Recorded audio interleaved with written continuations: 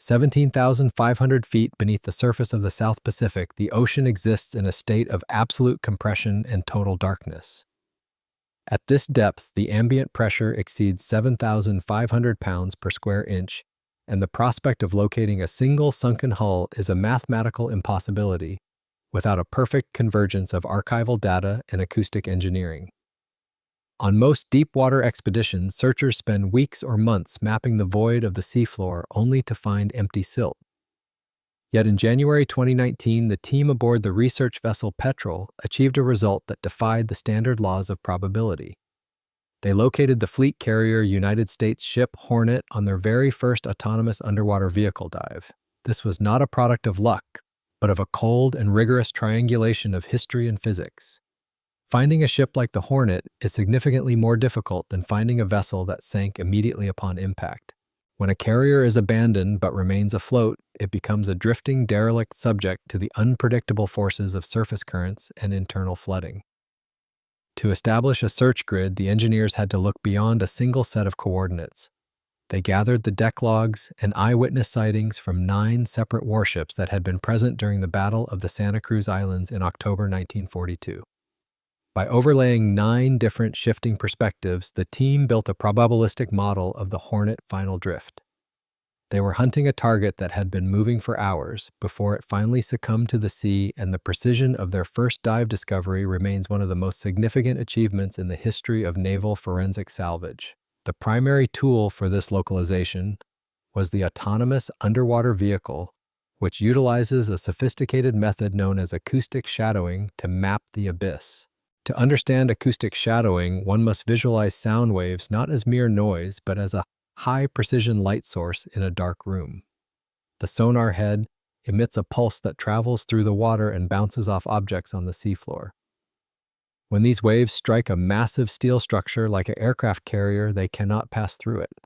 This creates a void or a shadow on the far side of the object where no signal returns to the receiver. By analyzing the geometry and the length of these shadows, the analyst can determine the height and the orientation of a wreck before a camera ever captures a frame of video. In the case of the Hornet, the acoustic shadow revealed a massive upright hull and a significant debris field that confirmed the target identity immediately. Beyond the acoustic signature, the search team looked for the physical evidence of the arrival of the ship on the seabed. When 20,000 tons of steel falls through 3 miles of water, it gains an incredible amount of kinetic energy. The Hornet did not simply land, she impacted the seafloor like a kinetic energy weapon. This event created what engineers call kinetic impact craters. These are massive depressions in the silt and mud caused by the sudden displacement of the seafloor during the final deceleration of the hull. The sonar images revealed a visible trench where the ship hit the bottom and then slid along the volcanic plain before coming to a final rest. These slide marks provide a mechanical record of the final trajectory of the ship and the force of her impact, which was enough to bury the hull up to the hangar deck in some section. The success of the Petrel team in 1919 provides a masterclass in the intersection of naval history and deep-sea salvage. They managed to turn a vague historical record into a surgical engineering operation. By utilizing the sightings from 9 different warships and the physics of acoustic shadowing, they proved that even at 17,500 feet, the ocean cannot hide a ship if the math is correct. However, the discovery of the hull was only the first step in understanding the forensic state of the Hornet. As the robot's cameras began to transmit the first visual data in 77 years, they revealed a ship that was both familiar and fundamentally altered by the violence of her descent. The question was no longer where the ship was, but how she had survived a 3-mile fall, and why a massive section of her stern was missing from the primary impact site. It is a logical paradox that the United States ship Hornet appears in significantly better structural condition than her predecessor, the Lexington, despite both carriers succumbing to intense surface pounding during the same year of combat. When searchers first scanned the wreck, they discovered that the main hull remnant measures exactly 205 meters or roughly 672 feet in length. This is a startling figure when compared to the original construction specifications of the ship, which listed a total length of 825 feet. This missing 150 feet of steel represents the stern section of the carrier, which currently rests on the seafloor exactly 1 nautical mile away from the primary wreck site. While the Lexington ended her journey in 3 or 4 distinct segments, the Hornet remains largely a single unified structure save for this massive structural failure at the rear of the vessel. The separation of the stern was not caused by internal explosions but by a mechanical phenomenon known as a torsion snap. To understand a torsion snap, one must visualize the aircraft carrier hull as a massive steel beam or a girder that is designed to stay rigid while floating on the surface of the sea. When a ship sinks, it is no longer supported by the uniform buoyancy of the ocean. Instead, the hull is subjected to uneven gravitational pulls and intense drag forces as it moves through the water column. If the stern section floods faster than the midships, or if the steel has been weakened by torpedo impacts, a massive amount of torque is applied to the internal frame. As the Hornet fell through 3 miles of water, the weight of the rear section likely exceeded the elastic limit of the hull plating. The steel did not just tear, it snapped under the incredible twisting forces of the descent. This left the main section of the hull to fall in a relatively stable trajectory, while the stern drifted a full nautical mile away before impacting the volcanic plain. This stable descent allowed the Hornet to impact the seabed with enough force to trigger a process called silt entombment. When a 20,000-ton vessel strikes the seafloor at terminal velocity, it does not simply sit on top of the mud. The impact liquefies the fine sediment and the ship sinks deep into the earth. In several areas, the Hornet is buried all the way up to her hangar deck. This entombment creates a natural protective barrier for the lower hull.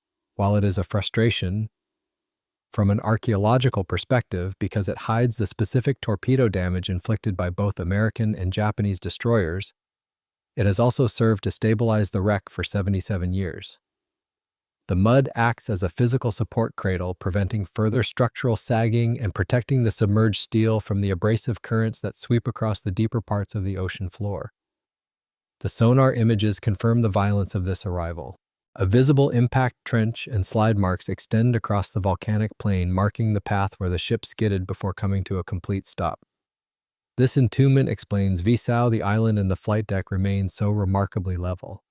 The ship is essentially anchored in a massive block of deep sea silt which prevents the hull from rolling or collapsing under its own weight. This is a direct contrast to other deep-sea wrecks that sit on hard, rocky surfaces where gravity eventually causes the decks to slump and the bulkheads to fold. The Hornet is a prisoner of the mud, but that imprisonment has acted as a preservation shield for her upper works. Despite the loss of 150 feet of her stern, the main hull of the Hornet remains a testament to the engineering of the Yorktown class.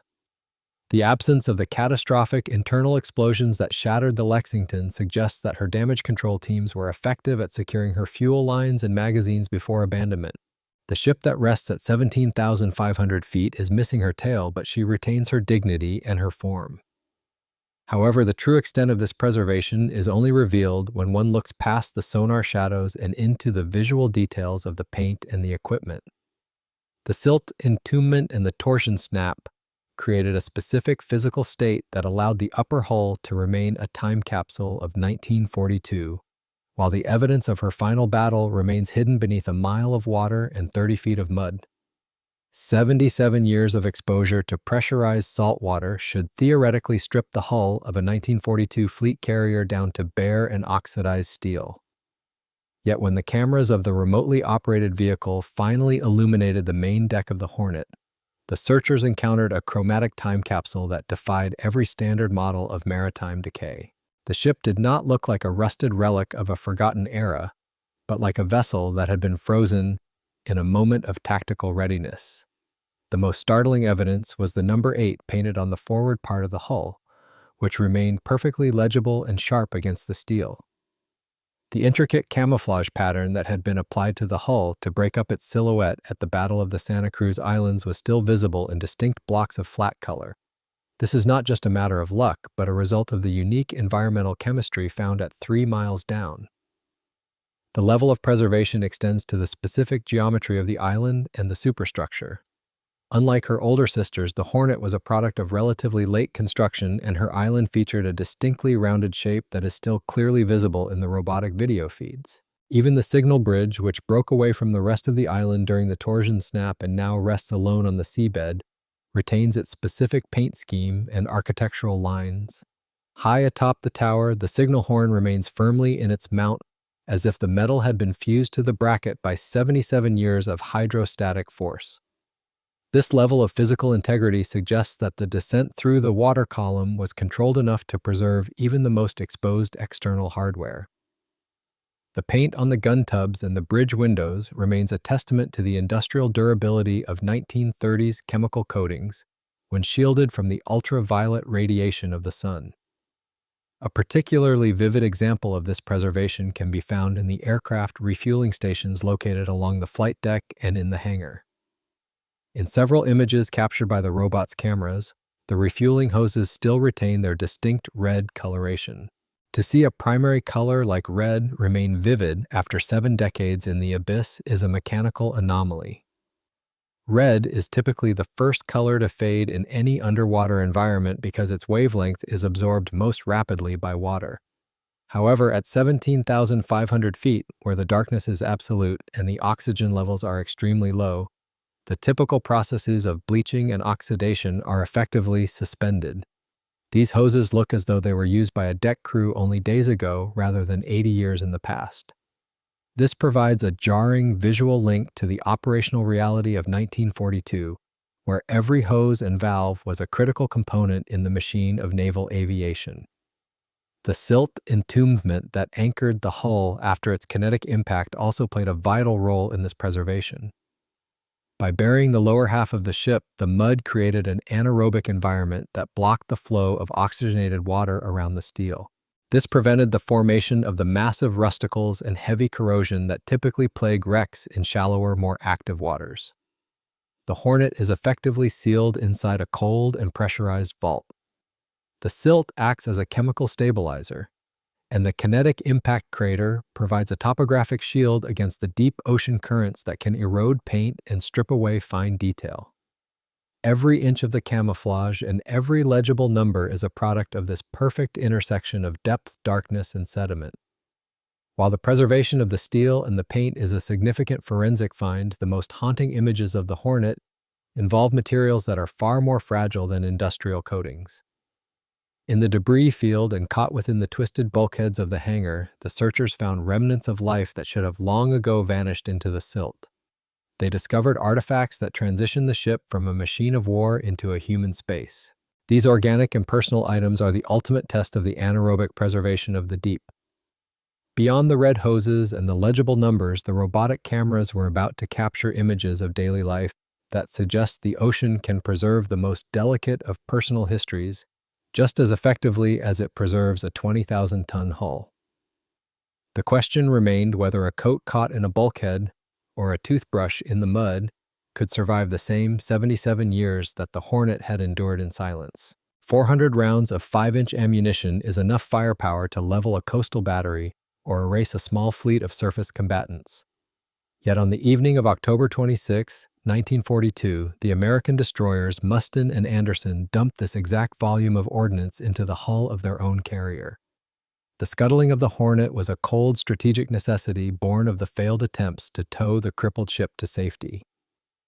When the tow line from the cruiser Northampton snapped and the Japanese vanguard closed to within firing range, the decision was made to destroy the Hornet rather than allow her to fall into enemy hands.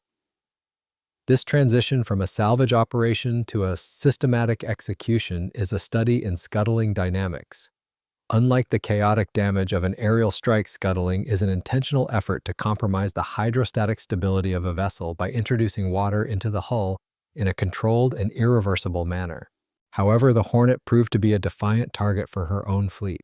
Despite 16 American torpedoes and hundreds of 5-inch shells striking her hull, she remained stubbornly buoyant. This resilience is a product of the Yorktown-class honeycomb construction, which utilized a complex system of internal bulkheads and voids designed to isolate flooding. The forensic evidence on the seafloor confirms the scale of this bombardment. Shell holes are visible across the upper hull, where 5-inch rounds penetrated the steel. In one of the most striking details found near the 5-inch gun mounts, a single projectile remains frozen in place within the mechanical fuse setter. This is a fringe detail that captures the absolute finality of the battle. The gun crew had been preparing to fire when the order to abandon ship was given, and the shell remains where it was placed 80 years ago, a piece of kinetic energy that was never released. The reason the Hornet did not implode as she sank through 17,500 feet of water is explained by a principle known as hydrostatic equalization. As a ship descends, water rushes into every open hatch, ventilation duct, and shell hole. For a vessel to survive the descent without being crushed into a ball of scrap, the internal pressure must rise at the same rate as the external ocean pressure. If a compartment remains airtight, it becomes a pressure vessel that will eventually fail under the weight of the water column. But because the Hornet had been riddled with shell holes and torpedo breaches, water flooded her internal voids rapidly. This equalized the pressure across her bulkheads and delicate internal systems. This is why even fragile items like glass gauges, light bulbs, and aircraft tires remain intact on the wreck. They were not crushed because the water inside them pushed back with the same 7,500 pounds of force as the water outside. The final blow came not from the Americans, but from the Japanese destroyers Maki-gumo and Aki-gumo. They arrived to find the Hornet a flaming derelict and fired 4 Type 93 long lance torpedoes into her side. These oxygen-fueled weapons, carrying massive warheads, finally broke the structural back of the carrier.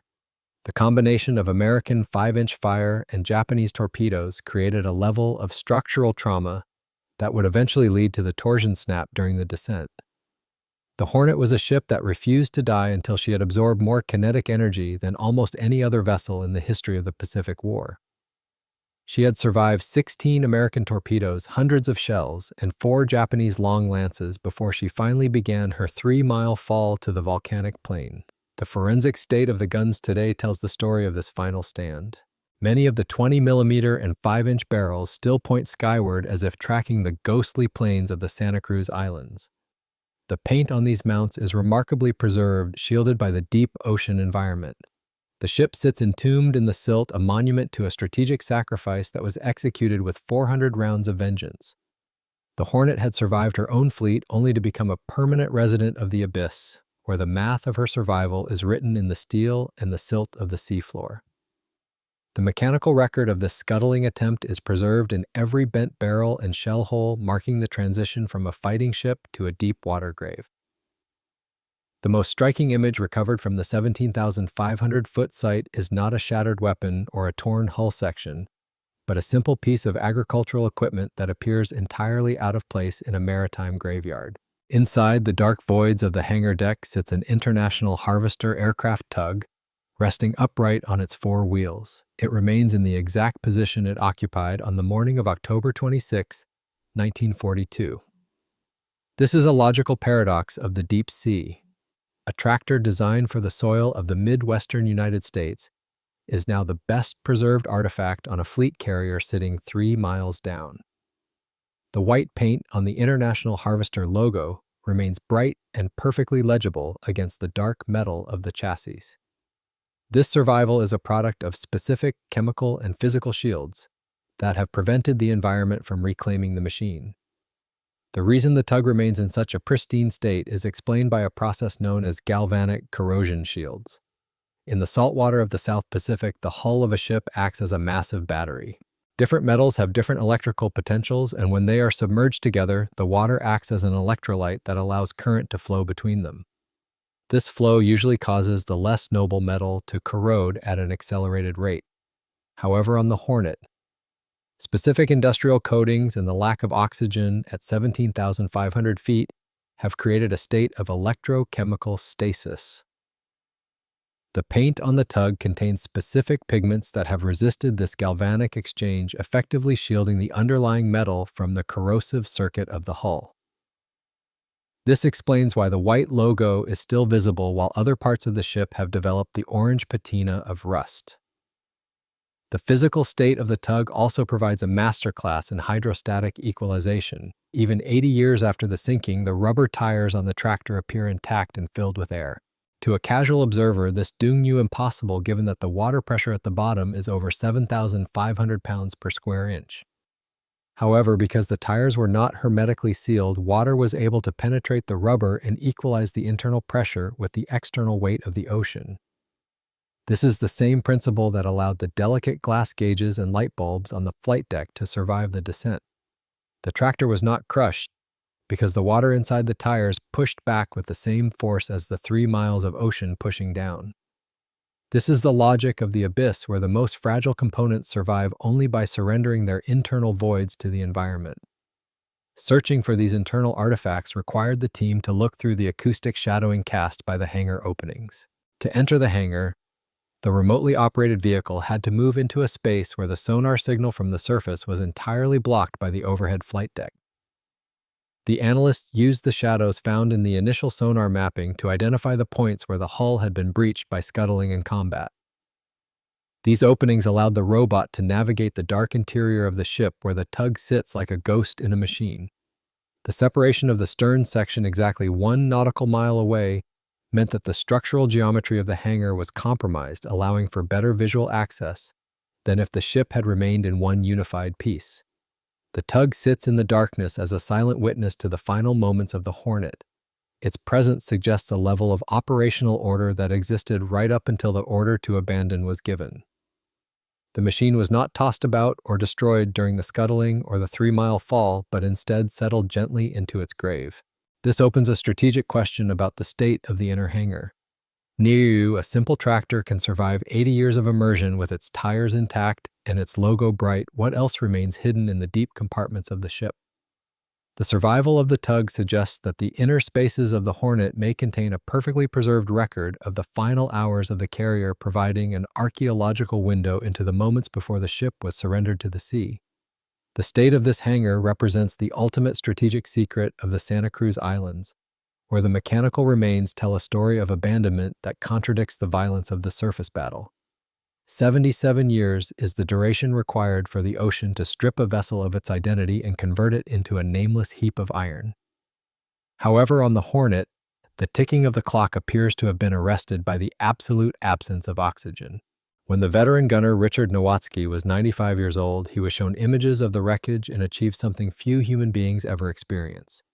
He identified his specific 5-inch gun mount, which remains fixed to the starboard side of the hull near the point where the torsion snap occurred.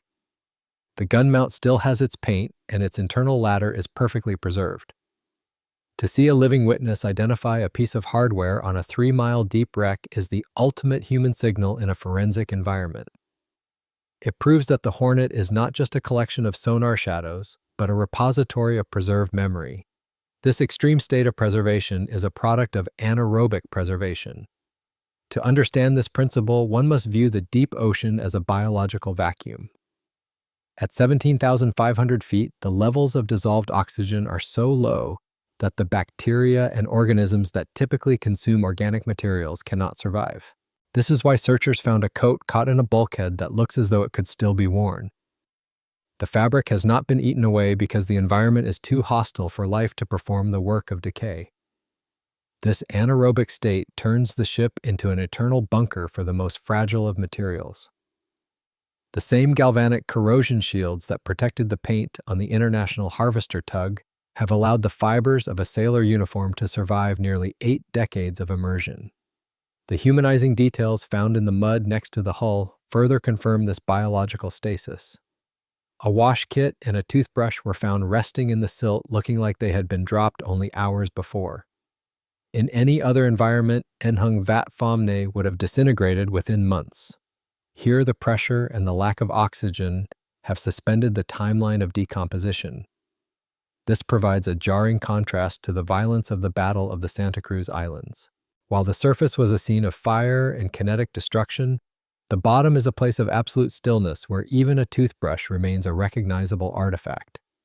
This is the logic of the deep sea, where the most insignificant items gain a strategic weight because they have defied the standard rules of time. Richard Nowatzki noted with good humor that if the searchers found his locker, he had left $40 inside it. Considering the level of preservation seen across the 5-inch guns and the hangar deck, this is less of a joke than it might appear. The internal spaces of the Hornet are essentially a pressurized vault where even paper currency might survive if it were shielded within a steel locker. The ship is a graveyard for 140 men, but Nakanla a safe for the artifacts of their lives.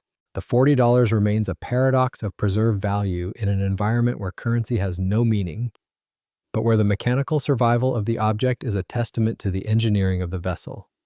As the Hornet continues her residence on the volcanic plain, she remains far safer than any wreck in shallower waters. Her location at 17,500 feet protects her from the illegal salvagers who have stripped other naval graves in the South Pacific. The depth is her ultimate shield, and the exact coordinates remain a secret held by the Petrel team and the United States Navy. The Hornet is a monument to the resilience of a fleet carrier that took an incredible amount of pounding and yet survived with her paint and her identity intact. Whether she is a strategic graveyard or an eternal bunker for personal history remains a question for the future, but her forensic state proves that the ocean keeps its secrets in a state of honor and silence. The ship that was missing her stern, by Chonvui Trombun, has endured 80 years better than ships half her age, and her signal continues to reach across the decades.